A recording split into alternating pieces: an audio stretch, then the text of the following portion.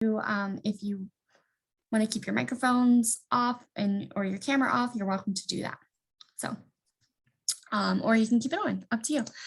But anyway, good evening, everyone. My name is April Brohan. I am the Program Director for Recruitment and Student Engagement in the College of Agriculture and Natural Resources. We're very excited to have you here this evening for FFA to AGNR Terp panel. This is the first time we're doing this event, and we're very excited here. We have some of our phenomenal alumni and a current student, actually, who are all members of FFA or very involved in working with an FFA chapter to talk to you about their experiences and how they've contributed to not only their time at Maryland, but in their careers now that they are graduating. So we're excited to have you here. Just as a quick FYI, this show is about our alums and their experiences. So when I hand it over to our hosts, I will be going off camera, but I will be in the chat along with some of my colleagues from the college, Kristen Coffey, Amanda Clarity, and Rebecca Jones. We are there to help answer any questions you might have that are more about the technicalities of the college or applying. And I'll be back on at the very end to kind of give some quick overview and answer some of those questions as well. But when our alumni are talking, if you have any questions for them, please feel free to put them in the chat, and Rachel, our host, will be able to ask them for you. So we hope that you enjoy this evening, get lots of great information, and have all your questions answered. So for now, I'm going to turn it over to our host for this evening, Ms. Rachel Franceschi, who is one of our current students, and she will tell you more about herself and introduce you to our wonderful alumni panelists. So enjoy. Thank you kindly, April, for that introduction. Hello, everyone. Good evening, good evening, good evening. I'm so glad that we have people join today and people just interested about the AGNR program at Maryland and those who are in the FFA. A little bit about me. I am a super senior, yes, I am old, animal science student with a minor in sustainability. So I really love agriculture and the environment and just making the world better. I'm from here in Maryland, from Carroll County, just about an hour away. I was in FFA all 4 years of high school. I did a capstone project my senior year, worm composting, while also doing a small animal internship through FFA. And I competed in a plethora of CDEs and other activities while I was there. I was a secretary, reporter, and then when I was in college, I was a junior advisor for my chapter my freshman year. So I've been just living it up in FFA and agriculture my whole entire life. I will turn to, let's start with Kelsey, a little bit about herself, why she's here tonight and where she's from. Hey everybody, quick shout out. I see some of my students here, which is pretty awesome. So thanks for joining. But my name is Kelsey Trewen.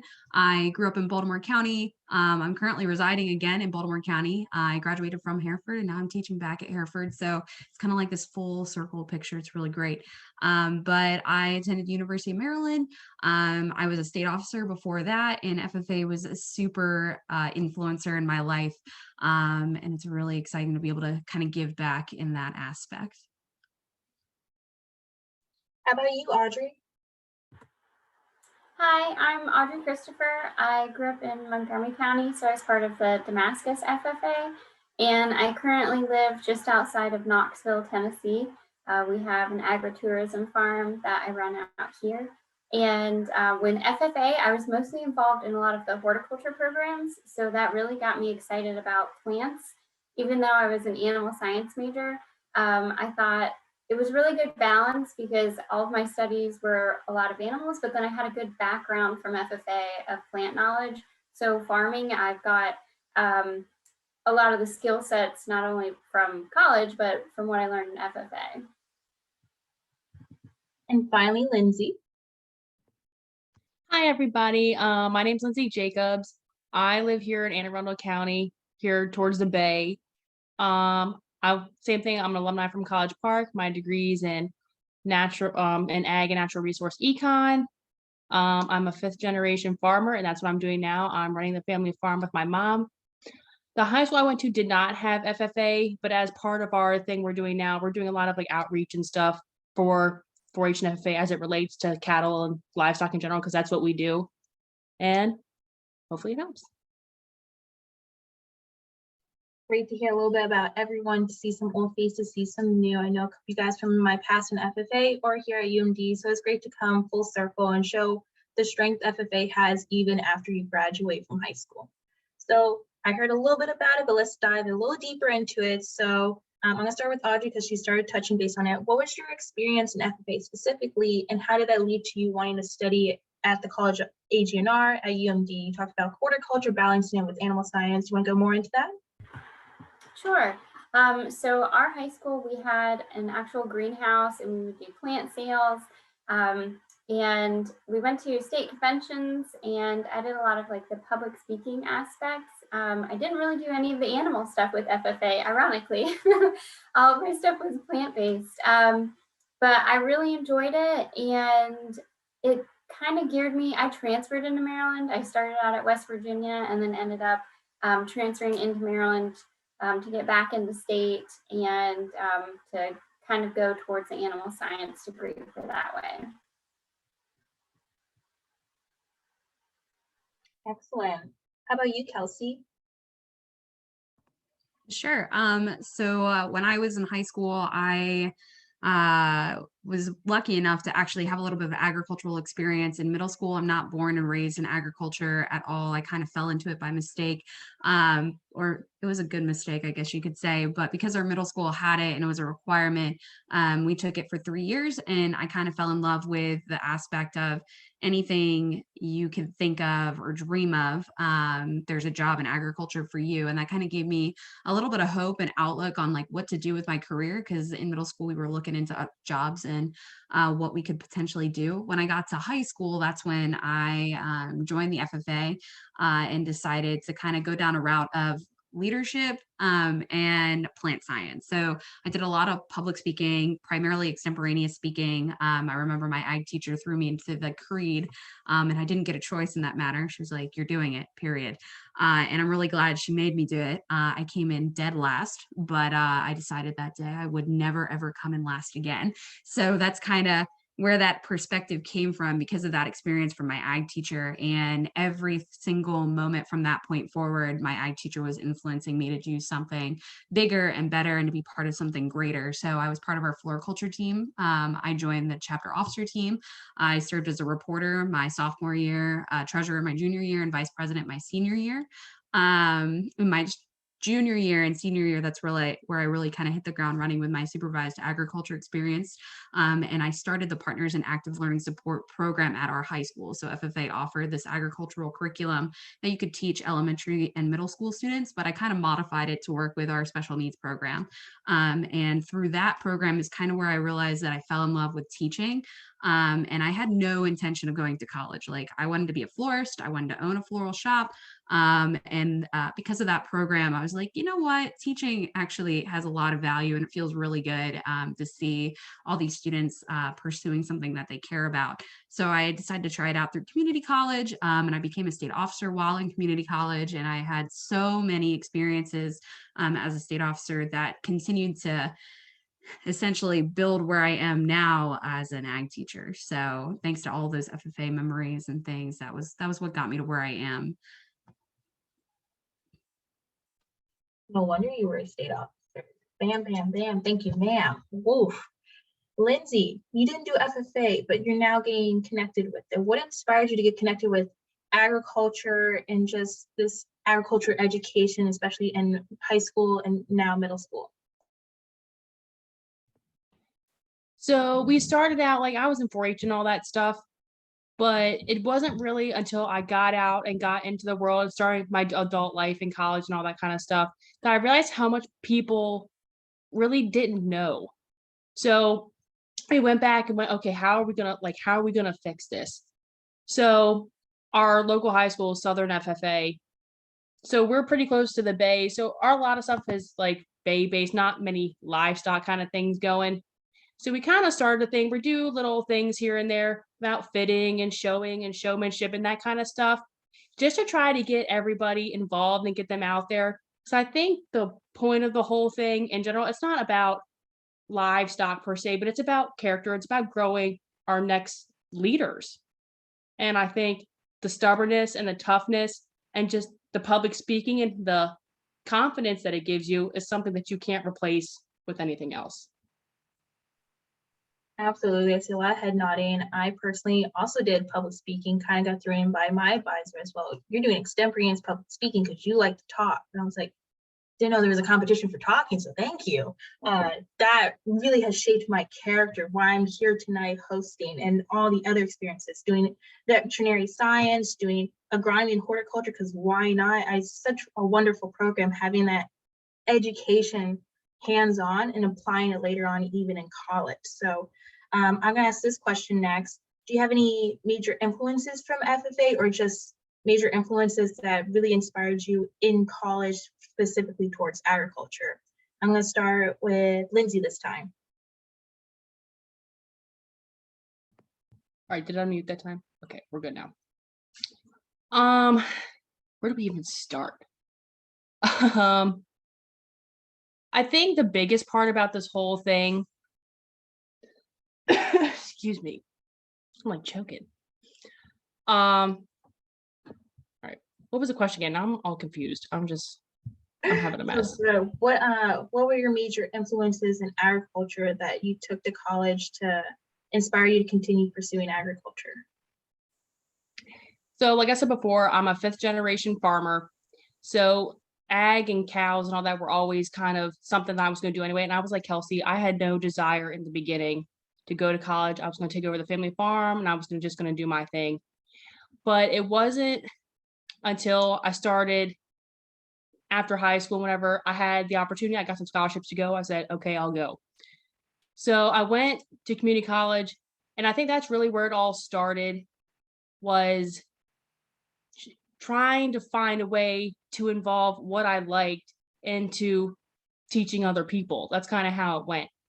So I think taking all that stuff led me to where I am now. And I think college in general and ag in general really kind of made me stronger and tougher, especially in the ag aspect, because college is hard. And I think sometimes people go, oh, like all you have to do is study, get good grades, whatever. College is hard. And I think that the ag stuff really teaches you how to put your head down and grind and get it done.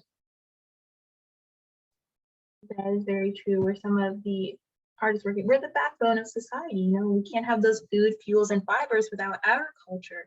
Audrey, you've been out of the college game a little longer than the rest of us. How has that impacted you now? So I actually went back to college and I'm getting my master's. I'll graduate in May.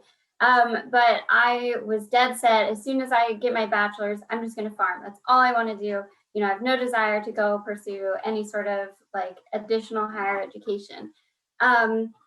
But so I started working with the USDA, and I did a lot of outreach education and public education. And I was like, this isn't really where I want to be. So eventually, when my husband got out of the Navy, we moved to Tennessee. We were able to purchase our own farm because I knew we would have to have some sort of different tactic to farming because there's not a lot of land available in Maryland and prices are really high. And so for me to just want to be a beginning farmer, we're going to have a lot of challenges. So to find a location where you'd be able to do what you want to do and have whatever kind of operation that you want to implement. Tennessee was kind of how we ended up here. And my master's is mostly in sustainable agriculture. So it's teaching me how to have more practical management and some business planning and marketing. And so it takes the agriculture spin on a lot of your traditional business classes that you might think, oh, this is so boring, but really you're like, this is extremely useful. And you might think about that in a lot of your classes. You might be like, oh man, this class is really hard. When am I ever going to use this? But a lot of them, you do come back, you know, maybe a year or 2 or 3 after graduation and into career. A lot of the things that you learned in college will be applicable. And don't be afraid to go back. I have a follow-up for you, Audrey, because you mentioned the USDA. It's really important to have those transferable skills, and FFA gives you so many of them. You mentioned working with the USDA, and a lot of people go to UMD for their proximity to DC. Did you appreciate any aspect of being at the USDA, and what skills did it transfer to what you're doing now? I loved it. So while I was at University of Maryland, I worked at the dairy farm in Beltsville. And then after that, I worked with veterinary services. So I ended up having to move to Salisbury and got to work with a lot of chickens and the poultry industry. So that gave me, I grew up in the dairy industry and with horses. So I really didn't know a lot about poultry, but it's really big industry in Maryland. So it kind of opened me up to the different varieties of ag that we have in the state. And I just really appreciated that. And then I ended up transferring into wildlife services. So again, another industry that I didn't have a background in, but they had an opening in a location that I was moving to. So I moved to Virginia for that. And you just learn a lot of networking. You learn how to, I guess, learn new things and kind of master that. So you're going to have a lot of challenges in any job or any career that you want to pick up. And being able to overcome learning new stuff and conquering that is definitely going to help you a lot. Love to hear, Audrey. All right, Kelsey, I'm excited for your answer. What major influences, again, in the original question, did you have an FFA that impacted your desire to continue agriculture in college? Sure. So like I mentioned, PALS, the Partner in Active Learning Support, that was a really big influencer for me. Just seeing the students light up every day that we came in, doing those hands-on activities, really showing them that there is potential for them outside of that classroom-bound environment, getting them out in the greenhouse, getting them working with the chickens we had on the property. One of the most influential memories I had of that was actually 2 years after I'd graduated. I ran into one of those students who was working at a Nally Fresh, kind of like a Subway for salad. That's a good way to put it, I guess, for those of us who don't know what it is. But anyway, he has Down syndrome. So he was under the influence that he was not going to be able to do a whole lot. But he had dreams and goals and aspirations just like all of us do. And because of that experience in PALS, we did a cooking class for one of the lessons and he fell in love with it. And so he got a job at Nally Fresh and he works he chops up the vegetables. I don't know what that job term is off the top of my head, but anyway, he chops up all the vegetables, puts them out on the line, and he's in love with it. So one time I went in there, I had no idea I worked there, and he like practically jumped over the counter to see me. He was so excited to tell me that because of that class that we did together, he figured out that this was something that he loved. So that's one of those major influential moments that I got through FFA. But I also, like I said, I was a state officer, so I went to the International Leadership Seminar for state officers. ILSSO is what we call it, and that was when I went to South Africa for 2 weeks, and I got to see agriculture through another lens, another perspective, really getting to experience how people in another country use and embody agriculture. So we visited their capital, we visited a shanty village and learned how agriculture influences them, and they were some of the happiest people I've ever met. They love the life that they live.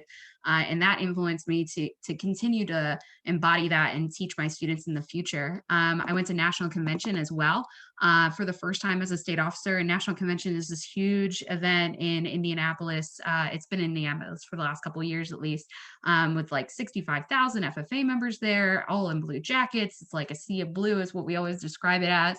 And that was the first time I really got to meet other people who were state officers the same year as me. And we were in different workshops together and communicating. And of course, what do you do when you meet new people? You exchange social media. So we're still friends to this day, 4 or 5 years later.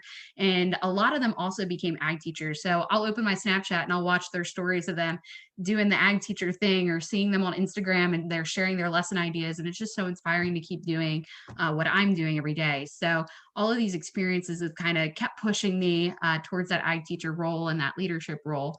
And eventually led me to University of Maryland. It's our land grant university. And so that's really important and valuable to me to continue to support local. And that kind of felt like the right move. So that's my experience. What an experience it is. You talked about how great FFA is and you started moving into how great UMD is. What like all those experiences as a Terp that allowed you to have the ability to grow as an individual is really amazing as well. When you talked about National Convention, it made me think of what I consider the equivalent AFA in college, which is Ag Future of America. It's a exclusive invite-only conference where most of the individuals who are in 4-H or FFA specifically go there now. So you just have a place to continue growing and meet those like-minded individuals to succeed. I love that. I met a lot of people there, got their social medias. I still swipe up and talk to them from time to time. It's just nice to see agriculture from the Midwest, especially because it's such a Midwest heavy experience. It was nice to bring that East Coast, Central America energy to it, to talk about, especially with like aquaculture and the Bay, to that environment as well. So let's talk about us as Terps and how we did as Terps. So I'll go background circle. So Kelsey, then Audrey, then Lindsay. Sure. So as a Terp, I kind of felt like a fish out of water. University of Maryland's a huge school, and I came from Hereford, and Hereford, everybody knows everybody. And I went to community college, and that was a really small community, tight-knit community too. So going to University of Maryland, it was a very, very different experience. Little fish, giant ocean. And so it really took me a while to kind of get my footing and figure out what worked well for me and what was right for me. One thing that happened kind of nicely was that I lived in the dorms and I was an older classman for my grade level, I guess you could say. So I wound up becoming an RA, which is a resident assistant. So that's kind of how I met a lot of people that I worked with. We took care of the dorms and made sure that everybody was following the rules. And but all in all, having a good time, settling in, getting to know one another. And that was super influential for me. I also became a TA, a teaching assistant for Animal Science 103. And so that was my first real experience teaching a college level course, and B, in animal science. Everything that I did up to that point was plant science based and leadership based. So that sent me for a whirlwind, learning all about reproductive tracts and digestive systems, and why we do these different welfare practices and not these. And it was a learning experience, not only for me, but for my students as well. And that was only a couple of years ago. But thank goodness I had that experience, because it definitely helps me out today. I also was a substitute during that time. So I substitute taught in Prince George's County schools a couple times, and then primarily in Baltimore County and Carroll County schools. So I continued to get that hands-on experience. And then the most important one for me was the internship piece of my college experience. And for my internship, I worked for the New Maryland Department of Agriculture in their marketing department. And that really, really sealed the envelope. I got all these networking connections. I met so many people from across the state. I remember one day I drove to Western Maryland to go pick up some apples. And then the next day I drove all the way to the Eastern Shore to pick up gourds. And it was all for an event we were doing at the governor's house. And that was a story in itself. It was so awesome. So all of these experiences as a Terp really kind of put into perspective that even though you're a small fish in a big ocean, you can find a coral reef that you fit nicely into. And it was really nice to be able to make those connections and learn more about what other people are experiencing. I like the extension of the metaphor, the most common one, and I drew in coral reef to it. That's so cute. How about you, Audrey? So I was part of a lot of the animal science focus programs. So I did the equestrian team and Black and Bridle, and I was part of Sigma Alpha sorority for a little bit. But I also did a dairy undergraduate research project with the dairy department. And that taught me a lot. It taught me about statistics, something that, you think you would never really have experience with, and then you do. And just like gathering data and then taking that and turning it into something that you can present, but also taking data from like your local area. So it was really cool to see the trends of the dairy industry and just learning about farm succession and the practices that farmers are using in the area. And then I was able to go to a national conference and present that. And that was really exciting for me. Again, you get to meet people in your industry and kind of network. And that definitely would not have been an opportunity if it wasn't with the University of Maryland dairy science people. So yeah, I would say a lot of my experiences just led me to networking and then learning how to kind of like find your niche and use who you know and reach out. Very, very true, especially on the networking part. How about you, Lindsay? I think that both of them hit the nail on the head pretty good for this one. It's definitely, sometimes it's not about what you know, it's who you know. So like we've been in the ag kind of deal our whole lives, but even when I went to College Park, I met all these new people that I hadn't even known were even close to us in our area before. And I was able to join Sigma Alpha. I was in there for a little bit. Pre-vet society. What else was there? Block and Bridle. Block and Bridle, even one year we went to New Orleans for the NCBA and the Block and Bridle conference. That was pretty cool. You had every ag student that you could possibly think of in one city. It was awesome. And same thing, you exchange social medias and stuff, and you see them all the time doing their same things, and that's something you'll never get back. And even now, even Kelsey. Kelsey actually has a couple of our cows at her high school now. And that wouldn't have happened if I hadn't met her in our insect class, you know? And and I was a TA for 103, I forgot about that. And same thing, one of our teaching assistants there came and got some cows for her farm too. It's just people that you didn't even know even existed before are now some of your best friends. It's just something that's just, it's special. It is. It's one of the most unique periods of your life. You get to do so many things in 4 years or 4.5 like me, maybe even 5 for some people. So many things, meet so many people. I as well, I'm also a sister of Sigma Alpha. Hi, you ladies. We have people who aren't even ag majors, but they're dedicated to agriculture. We have nuclear engineers, we have dietitians. If you don't, in dietetics, you don't think about that immediately, but that's still food and fiber. I did pre-vet society as well. I also work for Resident Life like Kelsey, you know, that has really helped me not only pay for school, but also giving me some life experiences I never thought I would have. And not many people their age can say they're a supervisor of 15 peers at the age of 20, 21. So there's a lot of opportunities in college for you to grow that you don't have to stick with once you're out of college, and you can just experience it or to transfer it to something else. And I think FFA does a good job of that because you're pretty involved when you're high school and you're learning how to transfer that to college, transfer that to the workforce, or even to smaller institutes like the IAA, which is a 2-year program. IAA stands for Institute of Applied Ag. So I think it's just really important that what you're doing now is crucial, but it's not the end all be all, and there's still place for you to change, grow, and develop. So it's a scary time, college. You're changing, growing, developing. I would like to ask the panel, how do you find your people in college? And I'll let this be a free for all, whoever wants to go first.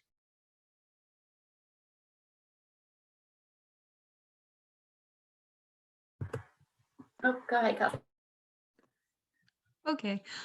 So I was a transfer student, and that means I came into the university game a little late. I transferred in as a junior, so I completed my first 2 years at community college. So by then, a lot of people already have their niche, right? They lived in the dorms, they hung out with people on their floor, they've taken a lot of those preliminary classes, and I missed that. And I think it was honestly a good thing for me because it was kind of a combination of a year off, which allowed me to grow and develop as a person. But it also kind of deterred me from being able to make those connections early on in the university experience. But they had a intramurals team, so I joined that. So I was on a co-ed soccer team for a couple times there until I got whacked in the head. And that wasn't any fun, but I still cheered from the sidelines for my teammates. So that was pretty cool. Met a lot of people that way. And then the other way was transfer student off-campus life. It was TOSL for short.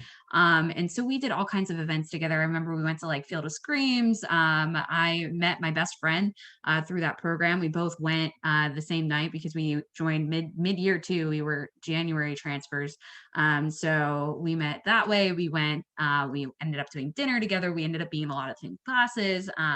And so it was really awesome to be able to be a part of some of those clubs that weren't necessarily agricultural organizations, but it kind of helped me expand on my different interests and make me more of a well-rounded person because of that.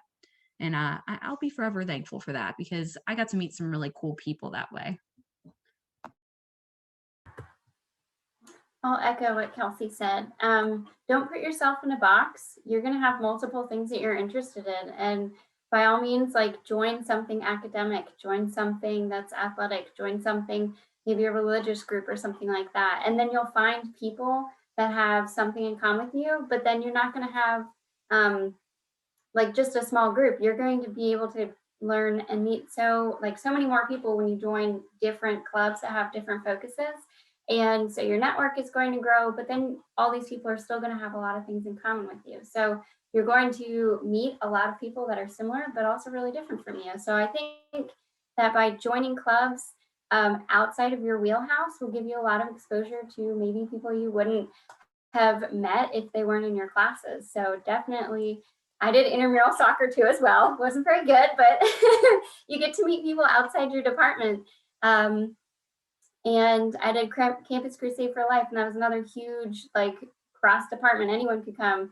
So just join anything that you think you're interested in. I was also a transfer, so you think you're late in the game, but just kind of go all in and join everything. At least go to one meeting. If it's not for you, that's fine.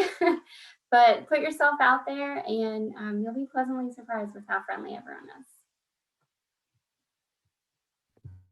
Yeah, and I'll echo what they said again, because that's advice I probably should have took. I also transferred in, but on top of all that, I was commuting back and forth here from home. So the first year I was go to class, come home, go to class, come home. And I think I missed out on a lot of stuff that way. But as you got more comfortable with the campus and your routine and all that kind of stuff, then you can join clubs and go to football games and all that kind of stuff and really find your people that way. I remember, I think our first animal science lab we had, the mill had given out blue shirts at our state fair. And I think maybe 4 of us showed up in that blue shirt our first day of classes. And I think that was very comforting to me to know that everybody that was sort of in the same circle, there was already people there that were like me, more or less. And I think that definitely what spurred the start of friendships that I still have now. There's many opportunities to get involved on campus and find your people. If any of you have questions about college and just finding your people and finding yourself, please feel free to put it in the chat or just raise your hand or something, preferably in the chat so I can read it off to everyone. I'll give us a different take. I was not a transfer student. I was admitted from the get-go, which was very scary, just coming to college and living away from home from the beginning. I made friends with people on my floor. Yeah, we were close that first year. Am I close with them now? Some yes, some no. I really found my people in Sigma Alpha, a lot of professional, like-minded individuals who are very determined and very ambitious. I also found friends in resident life through work, and I just found friends through class. Sit next to someone and all of a sudden you're besties. So it just happens, whatever. Moving into that aspect of transitioning to college, what's your advice to people applying to college or just in the process of thinking of applying? Maybe they're a sophomore, junior, so they're not quite there yet, but they're definitely thinking about it, or even for the seniors who are currently doing applications. I'll start with Audrey this time. I would say definitely take advantage of all the leadership and certificate options that FFA has. So get your green hand degree or be a chair of something or have some sort of position. And those things are going to stand out on your application. And they're also going to give you valuable skills and kind of put you up as more competitive applicant. And FFA has a lot of different opportunities to do different types of leadership. So there's something out there for everyone. Very true, very true. How about you, Lindsay? What do you think? Any advice on your end? So my advice would be similar to hers. If you have opportunities presented to you, you should take them. Anything could help your application, could make you stand out more than the next FFA person or just the next person in general.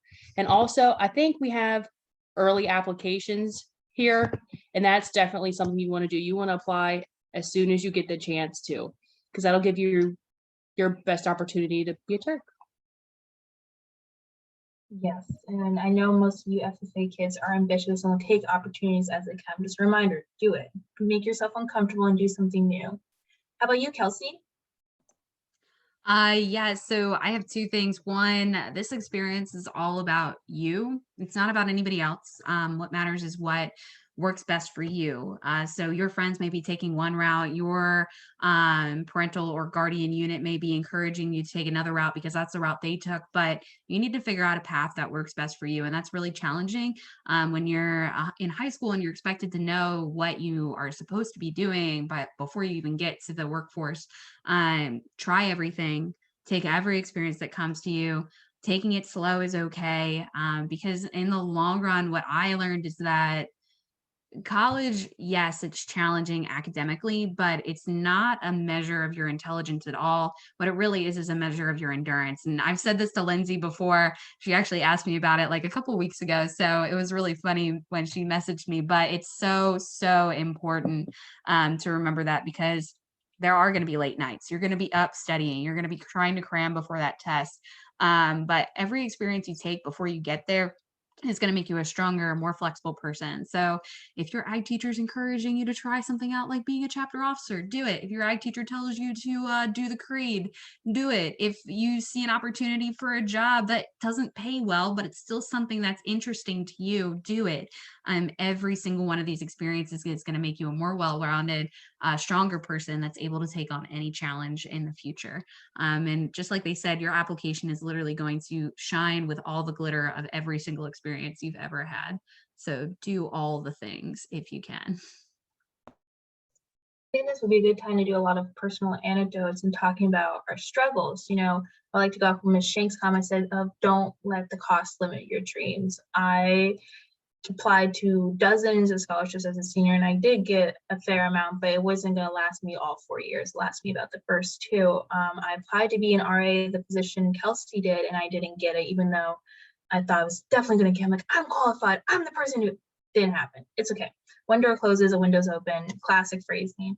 I got the position I am in now, and that takes care of my room and board, so I don't have to worry about eating and living, which is like the biggest thing for college students. They're always joking about the ramen meals, and you'll be surprised how many people eat ramen all the time. Anywho, the opportunities will come your way. You don't need to have everything set out right now. So that was one thing I was very worried about and struggled with, was the finances. But when I worked hard and put myself out there and found things that I didn't think I was going to like, or didn't want to do, or didn't think I was going to get, I ended up getting them because I put that drive behind it. So would anyone like to share something they thought they weren't going to get, or thought was going to be the end all be all, but actually made things better, or they were able to counter it and do something more important for themselves afterwards? I actually didn't get in the first time I applied to University of Maryland, and that was heartbreaking. But I also didn't become a state officer the first time I applied either. And so what it really teaches you is to try again. And because of that, when I didn't get a state officer position the first time around, I took that first whole year to kind of figure myself out, really dive into my studies at community college, make sure that I had really good grades and was able to continue on that path of education. And if I was a state officer that first year, my grades probably wouldn't have been as strong as they were, because I didn't know how to study. I didn't know how to be a student. I needed that time to figure myself out first. And then again, when I applied for University of Maryland, I didn't get in the first semester that I applied. I had to wait a semester, and so that's okay. I took a semester off. I was a substitute teacher pretty much full time. I got tons of hands-on first-person experience. When you have about 25 kindergartners sneeze on you, you build up a lot of immune system as well, which is great because when you get to college, you get sick like right away. So that helped. But all of these experiences, whenever you're told no, literally, there's always a window that opens, or another door, depending on what kind of building you're in. But take every opportunity as it comes, because sometimes no is just a yes for something else.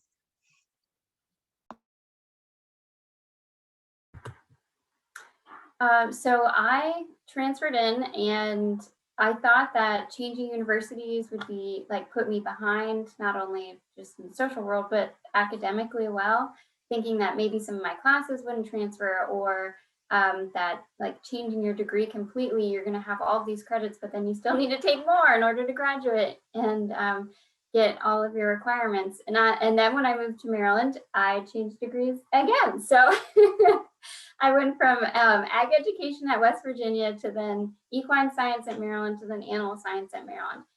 And, you know, I thought I was putting myself behind, but I was just figuring out what I didn't want to do. I was like, this isn't the perfect fit. Okay, this still isn't the perfect fit. Okay, this is where I belong.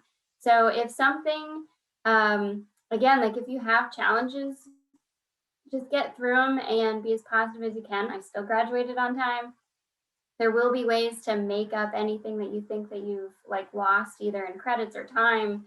There will definitely be ways to do that and people to support you to do that. So definitely lean on your advisors as well. No, I guess I fell in the same boat as these two as well. I actually went to Salisbury University my first year, and there were many reasons why that didn't work out, but that's a whole nother story for another day.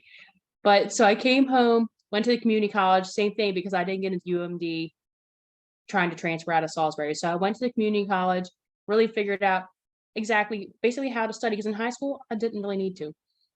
So in community college, it really gave me the chance to figure out what I was doing, where I was going, what I liked, what I didn't like. Was I going to be a biology major? Was I going to be animal science? Was I going to be, I don't even know what else was there. But it really gave me the opportunity to really figure out what was out there. And while I saw the chat about scholarships. You can apply for any scholarship that you want to. They don't have, if your major's ag, they don't have to be from Farm Bureau or Eddie Mercer Ag or Business or from whatever. You can apply to your state delegate. You can apply to, like, even CQ has scholarships or any other kind of thing that you're involved in. There are a lot of scholarships out there. You just have to go looking for them. Yes, I like to say what my dad always says, let them say no. Personally, I applied to a different high school's veterinary science scholarship program, and I got it because no one in the entire high school applied. So let them say no, not yourself. Don't limit yourself. I'm glad we have a question in the chat. So thank you, Olivia. Bonus brownie points to you for asking a question. So her question, I'm gonna say her, would you say would make a good candidate colleges look for, particularly when majoring in agriculture oriented majors? So I think I'll start off so that the other people think. Be authentically you and holistically you. Think about everything that you are, not just as a student, but as a person. What do you volunteer? What do you do outside the class time? What do you do to make yourself better? I don't want to take the panelists' time away, so I'll just start off there saying, being authentic and holistically you, and make it a free for all.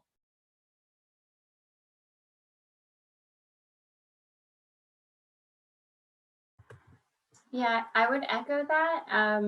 In your essay and your application, definitely be as specific as possible and use an experience or a story, because that's going to make your application personable, and then they'll be able to relate to you and see a little bit more of who you are and your character rather than just your grades, your scores, and the clubs you're in. So definitely try to put personal aspects into that as well. I think that helps a lot. And relating it towards agriculture, so maybe if you had any farm experience, or definitely put your FFA experience in there, that is going to shine really well on your application.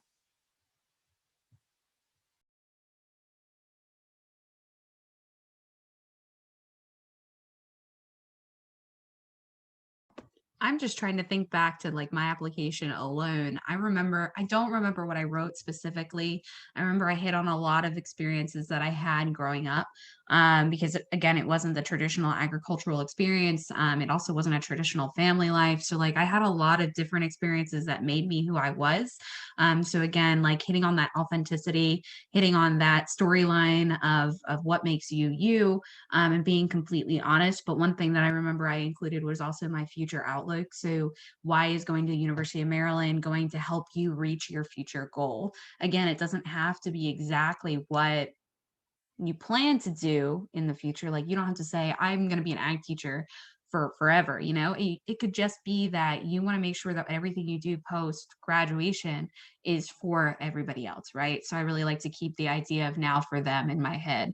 Everything I do with my education, everything I do with my career experience is going to be for the next generation. That's what I want to see happen. And I remember I read through that essay so many times before I hit submit, but I'm so glad I did. And it was one of the most influential moments of my life once I finally got in. So keep that in mind. Everything you do is going to be beneficial. Just be who you are. That was good. I don't know if I have anything to add to that, but I think they basically hit the point there too. Everybody's unique. Everybody's different. You have to find what you think is unique and special about you and how that relates to what you want to do, and try to make it as personal as you can, as personal as possible. Nobody wants to hear just the same, I'm in high school, I want to go to college and get a degree, and I'm done. Very true. I will also add on, how are you going to fit in the success of the university? You know, we are all team members in a sense. As college students, we all help each other out, whether it be in academics, whether it be in extracurriculars. How are you going to help the university or college, wherever you, or whatever program or institute you decide to go to, how are you going to help them? Because like any relationship, it's a two-way street. Okay, so you may be the best fit for them, but they might not be the best fit for you. So don't take that personally. It's their decision. Again, let them say no, and vice versa. Maybe your parents are really pushing to go to their legacy school. Is that the best fit for you though? So just try to think of that two-way relationship. How is this university or program going to help you, and how are you going to return the favor back, and just allow everything to have that upward momentum of success and growth? Ooh, we got lots of questions going on. Okay, I hope I was pronouncing it. Ariana, right enunciation, asked, in addition to animal science majors, is there any information about UMD's pre-science, pre-professional programs if I'm thinking about the veterinary field? As an animal science major, I'm in the pre-professional track. So in your major, there's different tracks and concentrations to make sure you take the right classes that allow you to have the best success for secondary schools or those jobs. In addition to taking all those classes pre-professionally, there's programs like Pre-Vet Society or professional organizations that allow you to get that hands-on experience, get that academic experience, and get that professional experience. So there's multiple resources. We're getting close to 8 o'clock, but I don't want to end our conversation. So I'll just do closing remarks from people. And then if anyone has any last minute questions, they can squeeze it into the chat.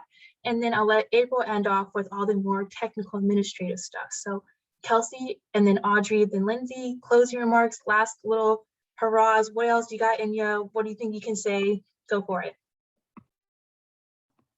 Well, I've said a lot, so I'm not even sure what I haven't said yet, if I'm being honest, but we're always in your corner. So if you ever need anything, some of you already know how to get a hold of me, but I'll post my email in the chat too. So anybody who's interested in reaching out and gaining more information, if you're interested in going either through a plant focus or an agriculture education focus, that was kind of where I was. And the people that I worked with when I was going to school there were amazing individuals. I still talk to my advisor at least once a week. Dr. Walsh is probably one of the best people I've ever worked with, and I'm so lucky to have her. But anything you ever need, let me be a resource. I would love to help you get to where you're going. So whenever you have a question, just shoot me an email. I'll post it in the chat.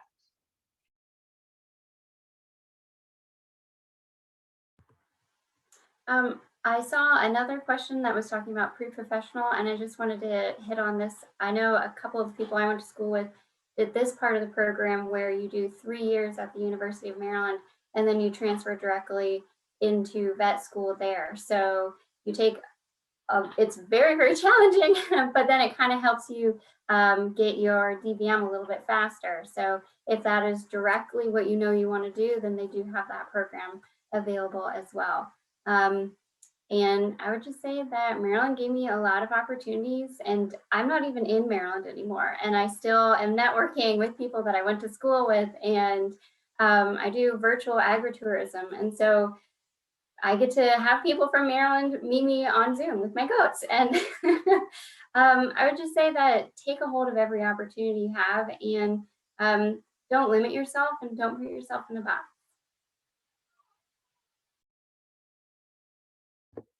Yeah, I think we touched on it a little bit, but I'm just going to drive it home. But yeah, all you need to do is be yourself. And if you don't have a perfect laid out plan for the rest of your life, that's okay. You can come to college, find your people, and really figure out what you like and what you don't like. And same thing, I wouldn't limit yourself either. If an opportunity presents itself, but like Audrey was with wildlife for a little bit, and then she did something else, and then she did something else. It's You don't have to pick one thing. You can just do whatever is right for you, and then life will take you where it takes you. And it'll probably be the best for it. Absolutely. I bet many of us will be comfortable sticking around afterwards to answer any more pressing questions. You know, we have a smaller group tonight, so be nice and easy to ask direct questions, but I'll let April answer all the logistics and let her plug in all the good, juicy deets. Thanks, Rachel. And thank you to our panelists. Wow. I've learned many things and I've been inspired by you guys, and I echo everything you've said. You know, sometimes the best plan is not having a plan. Sometimes, you know, you learn what you don't want to do in life. Sometimes you just, you know, you meet people along the way who may be your best friends or may have a small mark on your life, but you will find those people. And you, as you know, an FFA member, is certainly prepared to handle everything that comes at you.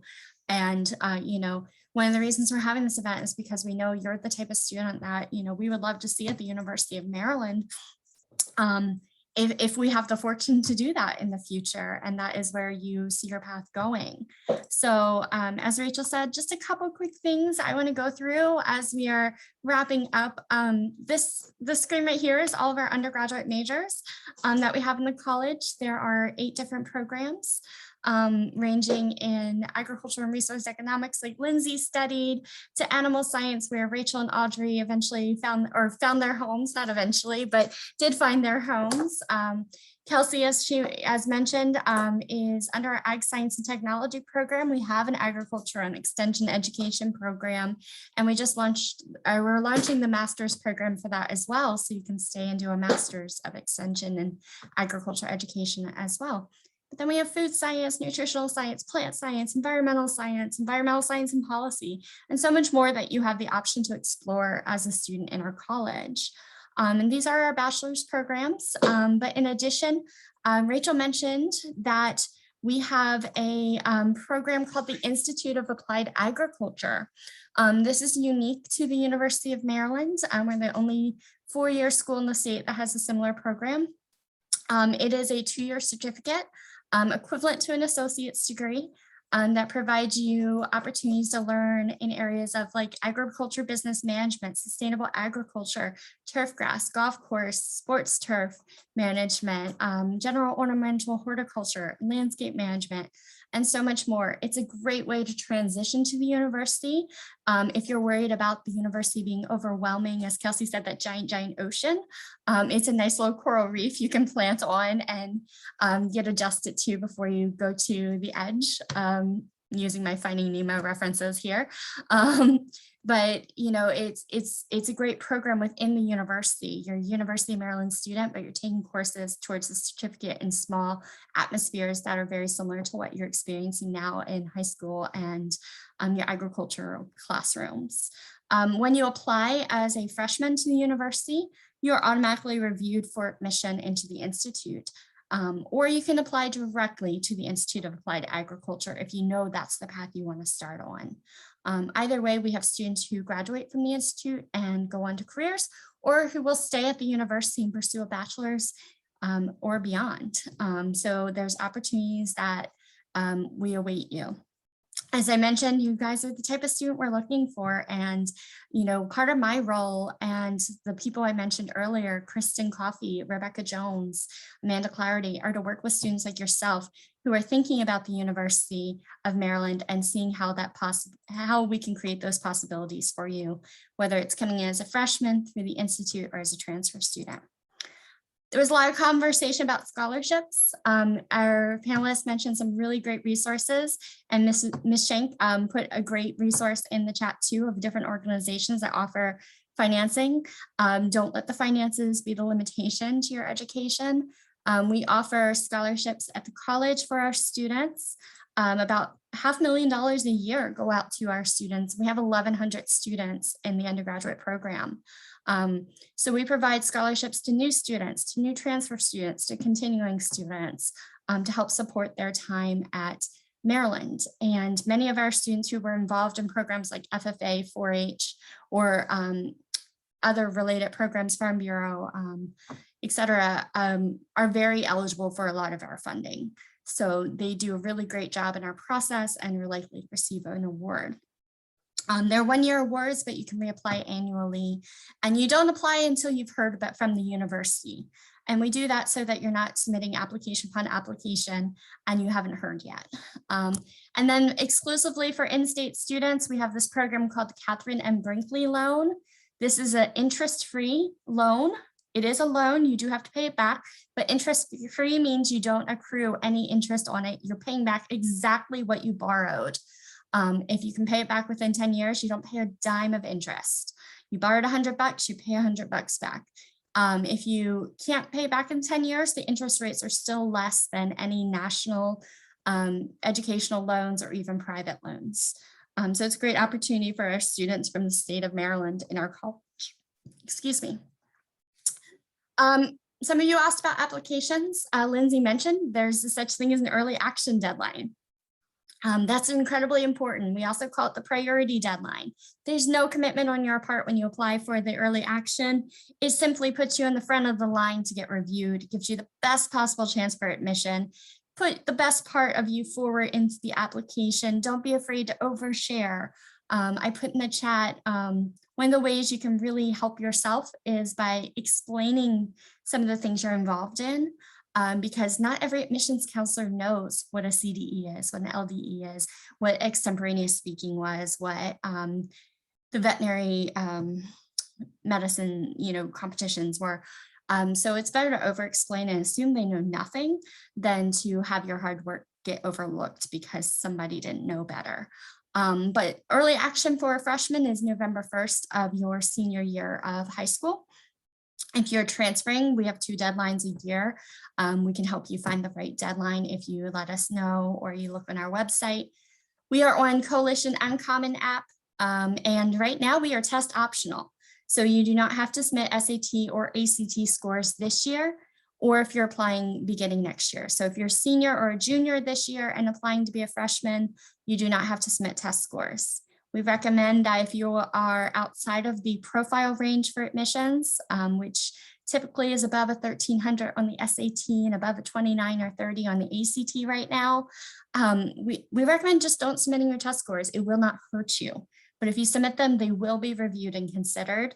And depending on where you fall, it could be a challenge. So just speaking honestly, think hard about if you want to take advantage of test optional. There's no penalty to you. But obviously, if you're comfortable, send your scores and they will be reviewed. Other things, we have a few information sessions coming up before November 1, which is the freshman deadline if you're a senior this year. So if you want to learn more, we have informational sessions on our nutrition food science program, our dietetics program, as well as some general sessions hearing from the college and our students, current students talking about their experience. And we will be announcing very shortly that we have a virtual farm tour coming up at the end of this month also. So if you bookmark that page, go.umd/future-AGNR, where you found the registration for tonight, you will start seeing those events and you'll see the farm tour as soon as it's available. In the meantime, if you have any other questions that we couldn't answer tonight, please don't hesitate to reach out to myself, my colleague, Kristen Coffey. You can email us at futureagNR@umd.edu. If you want to speak more with us one-on-one, we are doing virtual visits right now through Zoom or phone calls. That is a link to our booking site. It's also all over our website. So you can reach out to us if you're interested in learning more about the Institute of Applied Agriculture specifically. Also email us and we will connect you with Rebecca, who again is in the audience and might be putting her email in the chat, but we can connect you with her too. Otherwise, that is our presentation for this evening.